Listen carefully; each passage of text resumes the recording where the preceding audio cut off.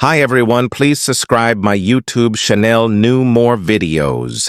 I couldn't believe my family was serious. The tiny amount they mentioned left me stunned.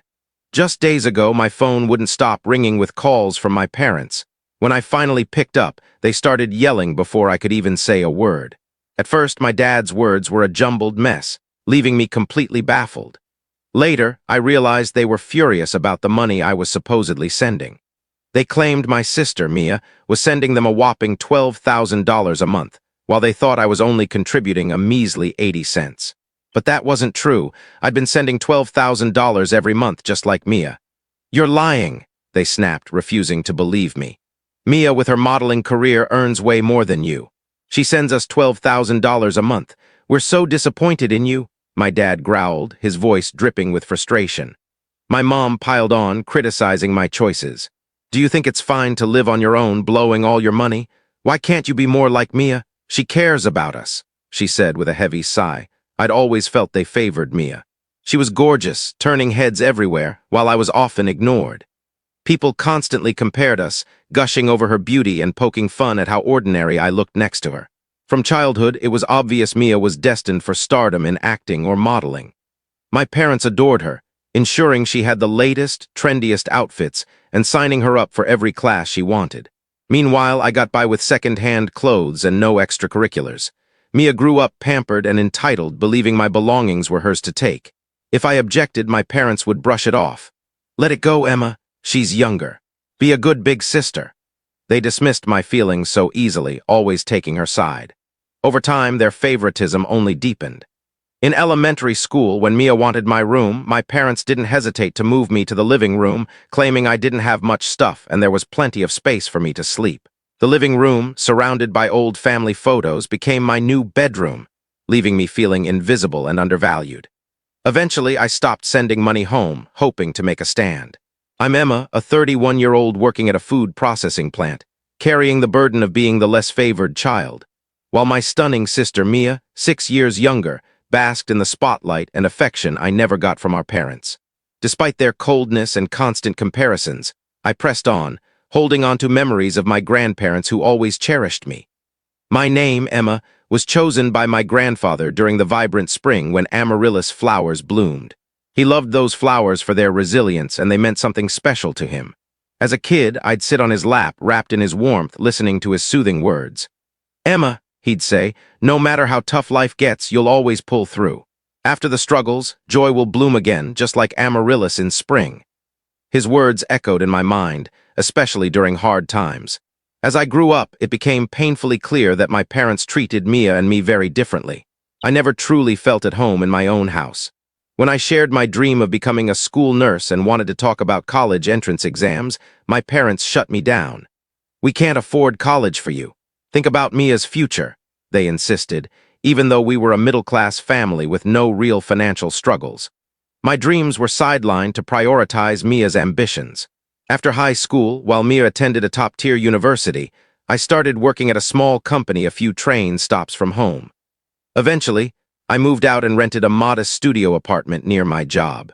Being on my own was a relief, away from the endless comparisons and favoritism. Meanwhile, Mia thrived at college and was soon discovered by a talent agency while shopping with friends. My parents were thrilled, constantly bragging about her modeling career. One day, Mia called me, her voice brimming with excitement and gratitude. "We owe so much to Mom and Dad," she said. "Let's start sending them $12,000 a month to show our appreciation." The amount floored me. $12,000 was a huge sum, and while modeling might pay well, I was only earning about $6,000 a month at my job. Agreeing to this would mean slashing my expenses and finding extra income. Reluctantly, I took on a weekend job as a security guard at a construction site. The pay was decent, but the work was exhausting, swelteringly unbearable in summer and freezing in winter. I thought about quitting countless times, but a mix of family loyalty and not wanting to feel inferior to Mia kept me going. Deep down, I held on to my grandfather's words, hoping that after these tough times, happiness would bloom again, like the amaryllis in spring. Despite the grueling schedule of balancing my job, certification studies, and little sleep, my coworkers showed unexpected kindness. They often treated me to snacks or drinks, noticing how hard I was working. I cut back on dining out and other extras to save money, but hitting the $12,000 monthly goal was still a stretch. Determined to increase my income, I decided to pursue a professional certification. I poured every free moment into studying, my days a whirlwind of work and learning. In the chaos, I missed several calls from my parents. When I finally called them back, I was met with immediate anger. "You're awful.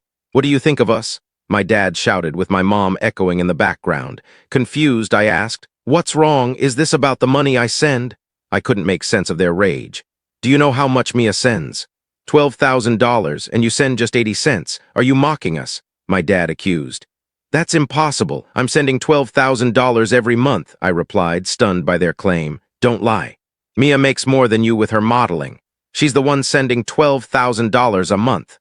We're so disappointed in you," my dad said, his voice heavy with judgment. My mom chimed in, criticizing my lifestyle and accusing me of not caring about the family as much as Mia did. I was speechless, overwhelmed by sadness. Then it hit me. There was a massive misunderstanding. Mia had suggested we send the money anonymously under the pseudonym Starlight. I didn't realize her stage name was Star, and somehow the 80-cent transactions were mistakenly recorded under my name, Emma, while Mia got credit for the $12,000. Before I could explain, my parents said they didn't need my mocking 80 cents and hung up. I felt angry and betrayed by Mia for not clarifying our arrangement, leaving me sleepless and torn. Unsure whether to keep sending money, I turned to my high school friend Lily, who worked at a consulting firm. Lily was known for her sharp mind and honest advice.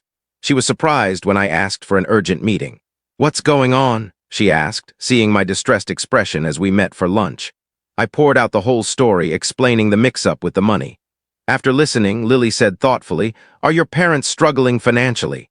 They're still in their 50s, right?" She was shocked by the $12,000 amount and added, "It sounds like they might have debts. That's a lot of money." As we talked, Lily helped me see the situation from different angles, offering an objective perspective on this emotional mess. When Mia first suggested sending money to our parents as a gesture of gratitude, I discussed it with Lily over lunch. She looked surprised and said, "You say it's for both of you, but you didn't even go to college, right? Wasn't most of it spent on Mia? And your dad's still working. There's no need to send $12,000 a month. It's wild that they suddenly need that much when they've been fine all along." Her words rang true, especially when she pointed out that if my parents thought I was only sending 80 cents, maybe I should take the hint and stop the payments. "You're too kind, Emma. Don't let them walk all over you," Lily advised. Her words hit home, and I decided not to let family pressure control me. 3 months later, my phone rang nonstop one morning. It was Mia, furious. "Why haven't you answered all morning? And why did you stop sending money? What were you thinking?" she demanded, her voice sharp with frustration. Overwhelmed by my own struggles and financial strain, her accusations felt heavy. I'd learned from Lily that Mia's contributions were more about maintaining her ego and our parents' lavish habits than necessity. Lily, who knew someone close to Mia, had quietly gathered information for me. She found out Mia was splurging on designer clothes and beauty products, telling friends, "My big sister's my cash cow, so I lean on her money. Lately, I've been struggling because she's not sending anything. I might have to skip facials for a while." I also learned my mom was indulging in luxury brands, and my dad wasn't working but gambling. Supporting their reckless spending with my hard-earned money felt ridiculous. "You think I don't know Dad's not working and my money isn't needed, right?" I confronted them. A week later, my parents reached out after the $12,000 payment stopped. They'd spoken to Mia, who tearfully admitted she wasn't earning nearly as much as she claimed and was a burden to her modeling agency. Despite her beauty, she lacked talent in singing or dancing, limiting her success. Her modeling gigs were inconsistent, mostly for low-budget online catalogs. The truth shifted my parents' tone. "We've been hard on Mia. Just keep sending the money like before," they said, shamelessly demanding the 3 months I'd missed. They even added, "We've planned around it, so deposit it soon. You're dependable after all." Their nerve shocked me. I pressed them about their finances, something that had been bothering me. "Mia mentioned some debt. Is that true?" I asked, seeking clarity. "Debt? No way. We paid for college with your grandparents' inheritance," they replied dismissively. This revealed the gap between what I'd been told and the reality of their financial and moral behavior. I realized I needed to base my decisions on actual needs, not just family obligations. My dad insisted Mia's claims about debt were false. "We just need a bit more for shopping," my mom said casually, as if my dad's salary was plenty. It was clear they didn't need my money. "Why doesn't Mia get a full-time job then?" I asked, frustration growing. My dad snapped, "Is that how you talk to your parents? I didn't raise you to be like this." My mom added, "We don't need a daughter like you if you're going to act this way." They even threatened to use the savings my grandfather left for me, saying, "We'll just use your grandfather's money. You're not part of this family anymore."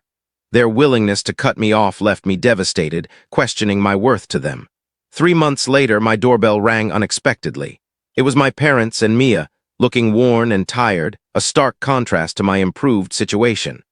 Since our last encounter, I'd worked hard, earning a business consultant certification that boosted my salary. Lily helped me land a team leader role at a new job, and I was thriving, even considering a move to a nicer apartment closer to work. "What's with the fancy stuff?" my parents and Mia asked, eyeing my better clothes and healthier appearance with suspicion. "Before you splurge, give us some money," they demanded, pleading as if entitled. Their desperation was clear, but their attitude was unapologetic. Disgusted, I confronted them. "With Dad's and Mia's income, you can live fine. What's really going on?" I pressed. Mia, eyes teary, admitted her modeling career was tougher than she'd let on. She'd invested heavily in a new agency, hoping it would launch her acting career, but it was a scam, and they disappeared with her money. She'd also been spending wildly at clubs to cope, worsening their finances. A consumer finance agent showed up at my door, asking if I was related to them as they'd traced my address. My family had borrowed heavily, banking on Mia's career rebounding. Shocked by their recklessness, I told the agent, "I don't know these people. I'm not connected to them." It was a tough call, but necessary to shield myself from their mess. That moment marked a clean break, emotionally and legally, from their destructive patterns. Afterward, my parents filed for bankruptcy. Their debts were cleared, but they sold the family home and moved to a small apartment. They both found temp jobs and were getting by. Ironically, my dad ended up at the construction site where I'd worked part-time. On his first day, a coworker said, "Hey, it's the old guy, help out. There was a young woman here before, but she quit. She worked hard, sending money to her parents. I'd love to see the faces of parents who'd make their kid work here." My dad's face stiffened. Mia gave up modeling and tried working in nightlife, but her entitled attitude didn't vibe with customers. She was let go from several clubs and now scraped by at a small bar. Her looks faded and regulars scoffed at her modeling stories. "A model? Look at yourself," they'd tease. I cut ties with my family and focused on my own life. 6 years later, I attended Lily's wedding at a beautiful seaside chapel in Tampa, Florida. The ocean sparkled, and the air buzzed with new beginnings. Lily stood beside her husband, glowing with pride. She'd met him at work, unexpectedly falling in love. During the reception, she leaned over and said with a warm smile, "Emma, you should embrace your feelings too. I go after what I want and let go of what I don't need." Her husband laughed, "Don't toss me out, okay?"